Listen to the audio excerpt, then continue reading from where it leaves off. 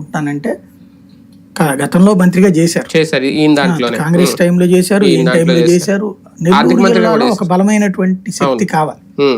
రెండవది ఏంటంటే దాదాపుగా 4 ఏళ్ల పాటు అతను అంటే తనకి మంత్రివర్గంలో రానందుకు గాను అసంతృప్తి 4 ఏళ్లు కొనసాగించారు. జగన్ మీద చెమక్కులేస్తూనే వచ్చారు కదా.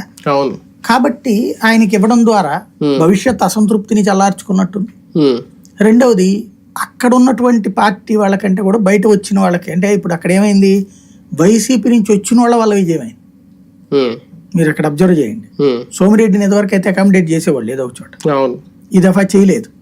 ఇక్కడ పాయింట్ ఏంటంటే ఆనం రామనారాయణ రెడ్డి, తర్వాత వేమిరెడ్డి, ప్రశాంత్ రెడ్డి, తర్వాత ఇట్లా వచ్చినటువంటి వాళ్ళు కోటన్ రెడ్డి, ఇట్లాంటి వాళ్ళందరి వలన అక్కడ విజయం సాధ్యమైంది.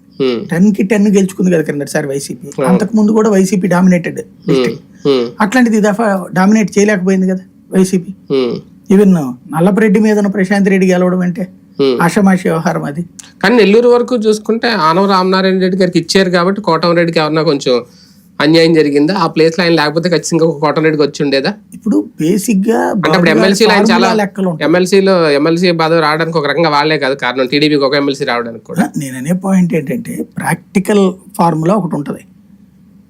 ఆయన ఆలోచన ఏంటనేది ఎవరికి చెప్పరు కదా. ఇప్పుడు ఇంకోటి, ఇవాళ ఒక జిల్లాలో